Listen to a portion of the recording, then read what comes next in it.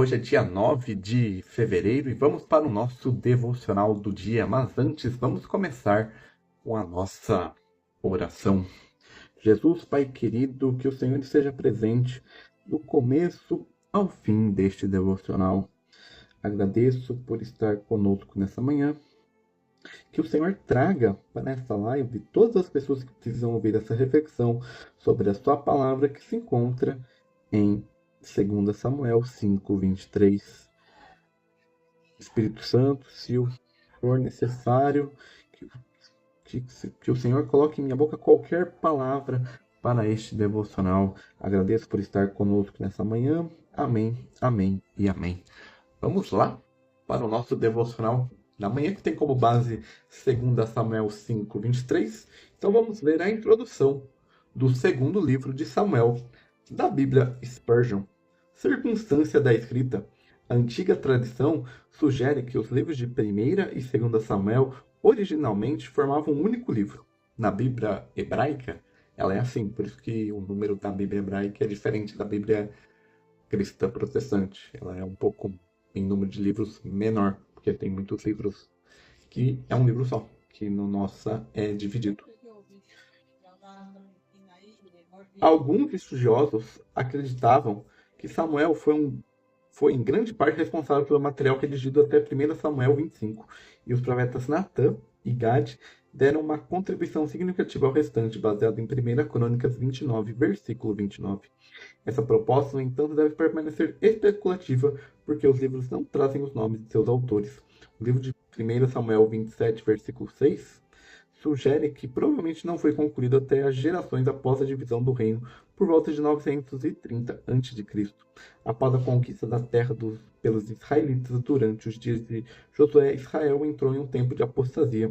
O livro de Juízes descreve as recorrências de um ciclo com fases previsíveis. Primeiro, o povo pecou contra o Senhor e caiu em idolatria. Segundo, o Senhor levantou um inimigo para afligi-los e trazê-los retornar para ele. Terceiro, o povo clamou ao Senhor, demonstrando arrependimento. E quarto, o Senhor levantou um juiz que lhes trouxe libertação através dele. O famoso versículo do livro de Juízes: naqueles dias não havia rei em Israel, cada homem fazia aquilo que era certo em seus próprios olhos. Juízes 21:25. Descreve o período de maneira apropriada. O livro de 1 Samuel retoma o registro histórico no final desses dias tempestuosos. Contribuição para a Bíblia. Os livros de 1 e 2 Samuel descrevem a transição de Israel de uma sociedade vagamente tribal, sob a intenção de Deus, uma teocracia, para uma liderança centralizada sobre um rei que prestava contas a Deus, uma monarquia. A vida e o ministério de Samuel moldaram em grande parte este período de restauração, à medida que ele leva o povo de volta para Deus. O reinado de Saul destacou os perigos que os israelitas enfrentaram por clamar para um rei para liderá-los. As advertências de Samuel caíram em ouvidos surdos. 1 Samuel 8, dos versículos 10 ao 20. Porque o povo de Deus tinha a intenção de se tornar como as nações ao seu redor. Por fim, eles conseguiram o que pediram, mas pagaram um preço terrível. A vida de Saul é uma advertência para confiarmos no tempo de Deus para provisões da vida.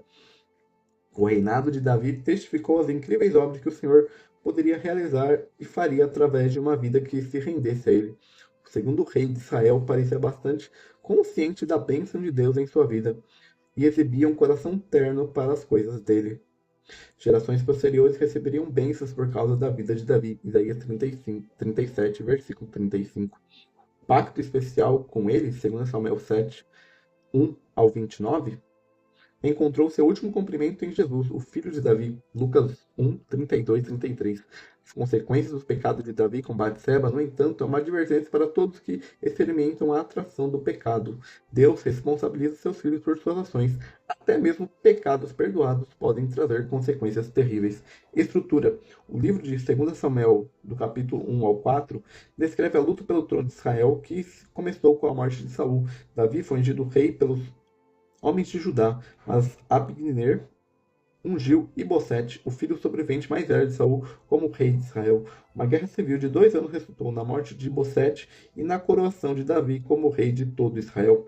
O livro de 2 Samuel, do capítulo 5 ao 24, apresenta destaques do reinado de Davi. Deus estabeleceu um pacto especial com ele, prometendo estabelecer o seu trono para sempre. O pecado de Davi com Batseba, no entanto, trouxe consequências desastrosas para seu reinado e tornou-se o ponto de transição em 2 Samuel. No final, o arrependimento de Davi confirmou sua designação como homem segundo o coração de Deus, mas seu pecado mostrou que mesmo o rei não está acima da desobediência às leis de Deus. Spurgeon em 2 Samuel. Embora Davi soubesse que foi ungido para ser rei sobre Israel, ele não daria nenhum passo em direção à sua posição por direito sem pedir orientação a Deus. Além disso, ele não estava contente com uma orientação generalizada, mas queria uma indicação particular e específica sobre o que deveria ir.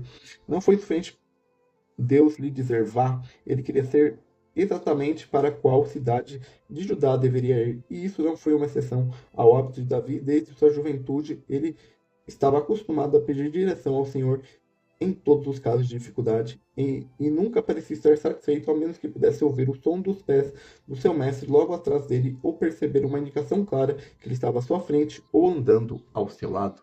E essa é a introdução do segundo livro de Samuel da Bíblia Spurgeon. Agora vamos ler o nosso devocional da manhã. Davi consultou o Senhor.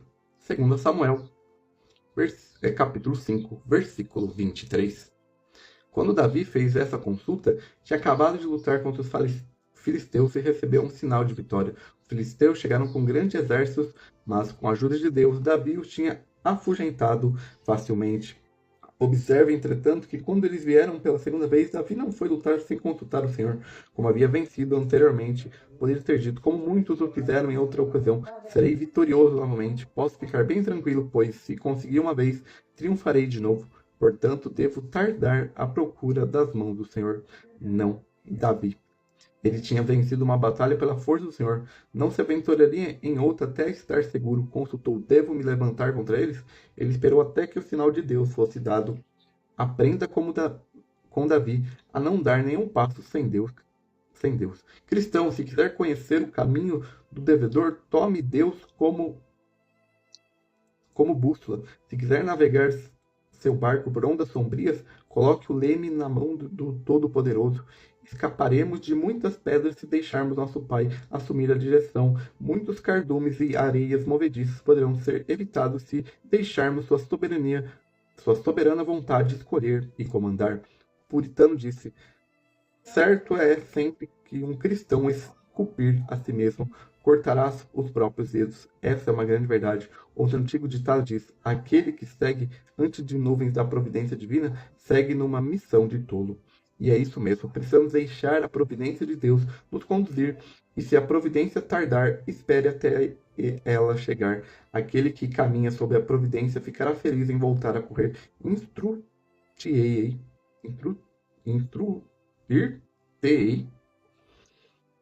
e te ensinarei o caminho que deve seguir. É a promessa de Deus ao seu povo. Levamos então todas as nossas perplexidades para Ele e digamos, Senhor, o que queres que eu faça? Não saia de seu quarto esta manhã sem consultar o Senhor. Então que nós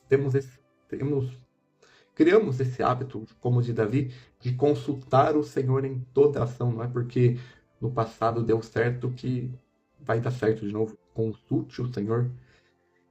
E essa é a nossa reflexão e lição do dia.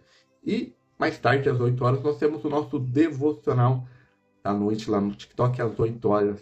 Então tenha um bom resto de segunda-feira e até mais tarde.